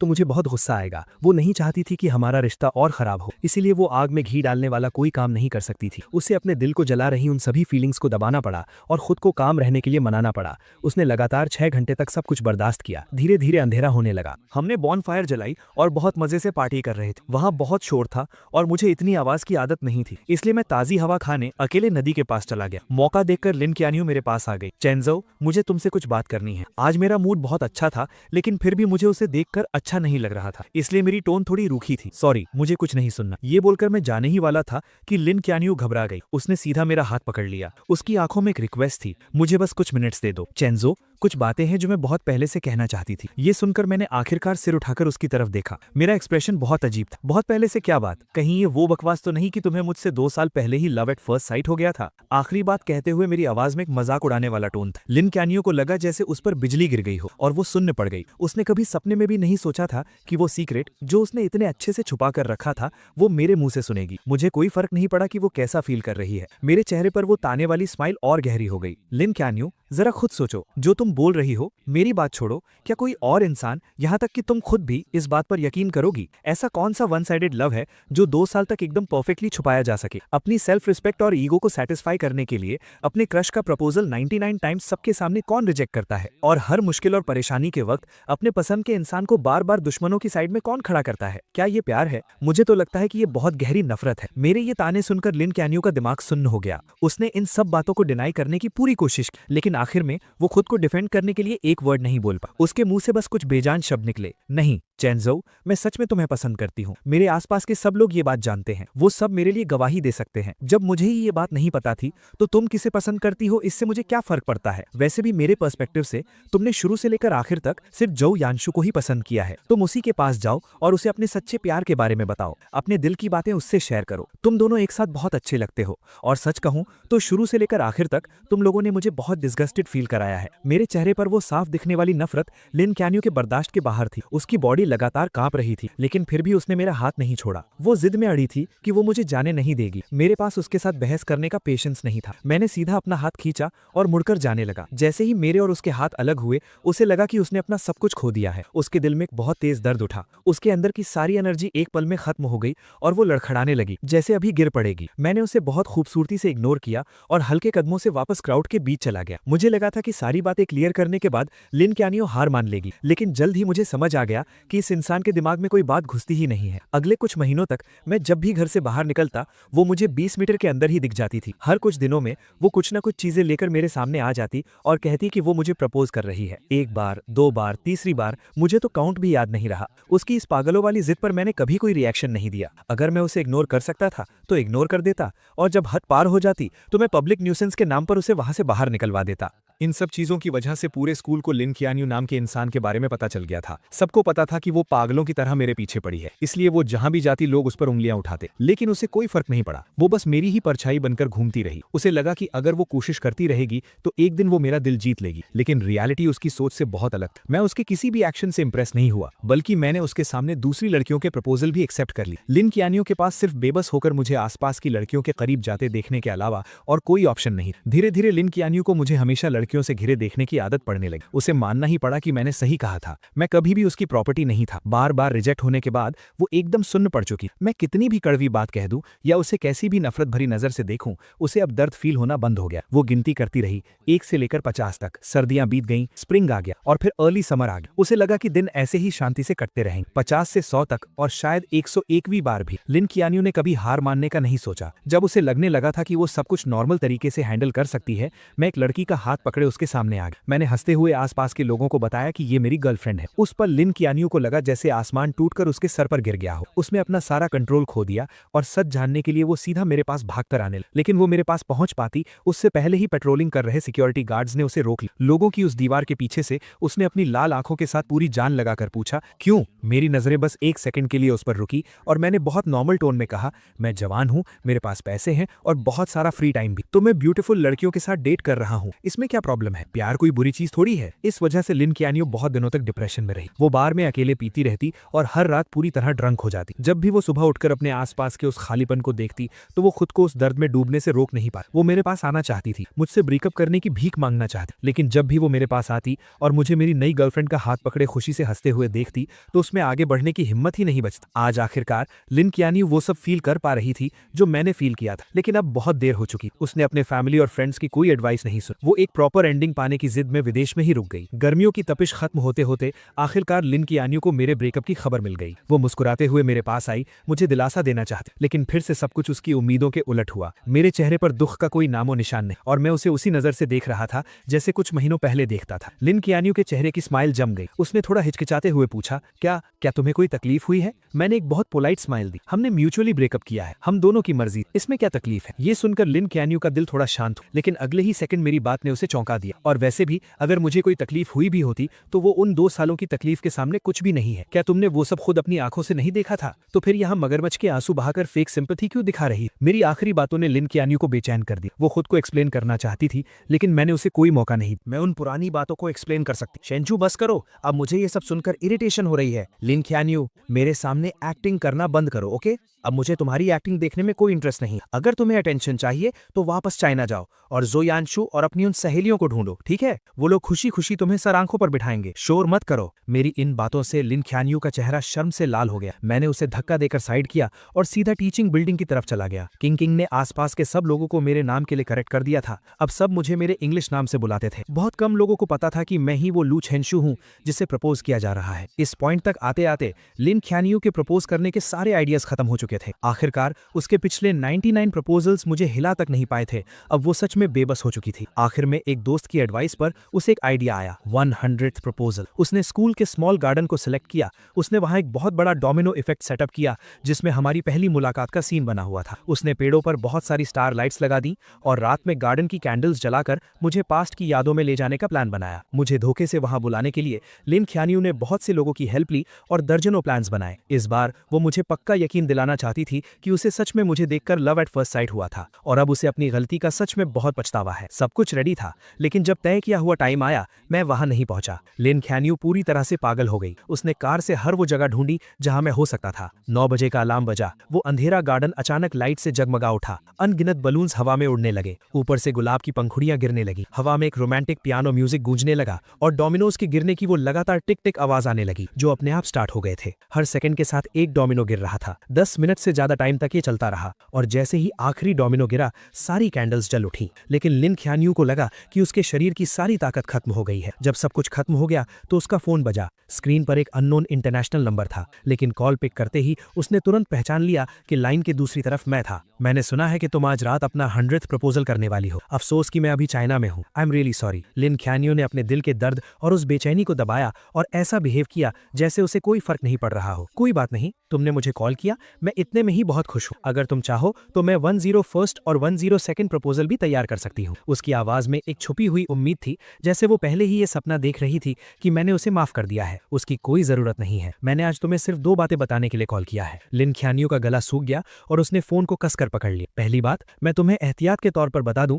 कि अभी सर्दियां चल रही हैं और हवा बहुत रूखी है। अगर तुम्हारा नाटक खत्म हो गया हो तो गार्डन की वो सारी कैंडल्स जल्दी से बुझा देना, कहीं ऐसा ना हो कि आग लग जाए। ये सुनकर लिन ख्यानियो ने अपना सिर ऊपर उठाया और देखा कि एक सूखा पत्ता धीरे धीरे नीचे गिर रहा है। दूसरी बात, मैं तुम्हें गुड न्यूज देना चाहता था। मैं फिर से रिलेशनशिप में हूँ और ये गर्लफ्रेंड मेरी पिछली गर्लफ्रेंड से भी ज्यादा खूबसूरत है। तुम्हारे प्रपोजल्स 100th टाइम पर ही रुक सकते हैं। मेरी इन कुछ नॉर्मल सी बातों ने लिन ख्यानियो के दिमाग में अनगिनत गूंज पैदा कर दी। एक ही पल में उसे लगा जैसे उस पर किसी ने जादू कर दिया हो। उसके माथे पर एक बहुत तेज चुभने वाला दर्द होने लगा। उस भयानक दर्द में उसके शरीर में कोई जान नहीं बची। उसका फोन धड़ाम से नीचे गिरा और सीधा एक कैंडल स्टैंड पर जा लगा। कुछ ही सेकंड्स में गार्डन में बहुत तेज आग फैल गई, लेकिन उसने वहां से भागने या मदद के लिए चिल्लाने की कोई कोशिश नहीं की। वो एक मूर्ति की तरह वहीं खड़ी रही और उस गार्डन का एक हिस्सा बन गई। पूरी रात बीत गई। गार्डन के सारे पेड़ जलकर राख हो गए। शुक्र है कि किसी की जान नहीं गई। फायर फाइटर्स टाइम पर पहुंच गए और उन्होंने धुएं से बेहोश होने वाली लिन ख्यालियो को बचा लिया। हालांकि किस्मत से उसकी जान बच गई थी, लेकिन इस आग की घटना से चिंगडा स्कूल एडमिनिस्ट्रेशन बहुत गुस्से में था। उन्होंने स्ट्रिक्ट एटीट्यूड के साथ कहा कि वो इसके लिए जिम्मेदार इंसान को नहीं छोड़ेंगे। प्राइम सस्पेक्ट होने के नाते पुलिस ने लिन ख्यानियो को अरेस्ट कर लिया। जब लिन फैमिली को यह खबर मिली तो वो बहुत परेशान हो गए। उन्होंने उसे बचाने के लिए अपने सारे कनेक्शंस का इस्तेमाल किया, लेकिन क्योंकि ये एक इंटरनेशनल केस था, लिन ख्यानियो के लिए बिना सजा के बचना इम्पॉसिबल था। आखिरकार लिन फैमिली को अपनी आधी प्रॉपर्टी कॉम्पनसेशन में देनी पड़ी। तब जाकर चिंगडा एडमिनिस्ट्रेशन शांत हुआ। इस भयानक इंसिडेंट के कारण लिन ख्यानियो को 6 महीने जेल में बिताने पड़े। उसका नाम यूरोप की ब्लैक लिस्ट में भी डाल दिया गया और उसे देश से बाहर निकाल दिया गया। उसे लाइफ टाइम के लिए बैन कर दिया गया था। जेल से बाहर आते ही उसे एयरपोर्ट भेज दिया गया ताकि उसे वापस चाइना डिपोर्ट किया जा सके। आसपास के लोगों को समर क्लोथ्स पहने देखकर लिन ख्यानियो, जो अभी तक एक सपने में खोई हुई थी, उसे आखिरकार होश आया। सर्दियां बीत चुकी थी, अब गर्मियां आ गई थी। कई महीने गुजर चुके थे, लेकिन वो एक बार भी मुझसे मिलने नहीं आया। ये एहसास होते ही उसके दिल में बहुत सी फीलिंग्स उमड़ पड़ी। उसे समझ नहीं आ रहा था कि वो डिसअपॉइंट थी या अकेलापन फील कर रही थी। अभी बहुत लाइफ बाकी है, दोबारा मिलने का मौका जरूर मिलेगा। लिन ख्यानियो खुद को बस यही दिलासा दे रही थी। लेकिन जैसे ही वो मुड़ी, उसने देखा कि मैं स्ट्रीट क्रॉस करके बाहर आ रहा हूँ और मेरे हाथ में एक खूबसूरत लड़की का हाथ था। अपनी सहेलियों की भेजी फोटोज से वो समझ गई थी कि ये मेरी गर्लफ्रेंड है। मैंने सिर उठाया तो मेरी नजर उस पर पड़ी। मैंने बहुत ही फ्रेंडली तरीके से उसे हाय कहा, जो मैं नॉर्मली नहीं करता था, और फिर मैंने उसे बहुत कॉन्फिडेंस के साथ सच बता दिया। हाय, लॉन्ग टाइम नो सी, मैं अभी जर्मनी ट्रिप से वापस आया हूँ। तुम तो आखिरकार बाहर आ ही गई। वक्त सच में बहुत जल्दी बीत जाता है। मैं तुम्हें इंट्रोड्यूस करा दूं, ये मेरी नई गर्लफ्रेंड मोनिका है। चाइना वापस लौटने के बाद लिन ख्यानियो ने कुछ लोगों के थ्रू मुझे एक मैसेज भिजवाया था। उसने पूछा था कि क्या मैं ये सब एक्टिंग कर रहा हूँ या ये मेरा सच है। मैंने उसे कोई रिप्लाई नहीं दिया। अब तक मैं लिन ख्यानियो को पूरी तरह समझ चुका था। वो कहती थी कि वो मुझसे प्यार करती है, लेकिन असल में वो सिर्फ खुद से प्यार करती थी। उसके लिए मैं बस शो ऑफ करने वाला एक खिलौना था। विदेश में स्टडीज के दूसरे साल में मैंने हर मौके का फायदा उठाया और बहुत सारे कॉम्पिटिशन्स में हिस्सा लिया। दिन गुजरते गए और जल्द ही मेरे 3 साल का एक्सचेंज प्रोग्राम खत्म हो गया। मैं गोल्ड मेडल से भरा एक बॉक्स लेकर चाइना वापस आ गया। फ्लाइट से बाहर आते ही मैंने देखा कि मेरे पेरेंट्स और रूममेट्स हाथों में फूल लिए मेरा वेलकम करने के लिए खड़े हैं। जहां तक लिन ख्यानियो का सवाल है, मुझे पता है कि अब उसके पास मेरी लाइफ में दोबारा एंट्री करने का कोई मौका नहीं है। हम दोनों इस दुनिया की भीड़ में बस एक दूसरे के पास से गुजरने वाले 2 अजनबी हैं। हे दोस्तों, इस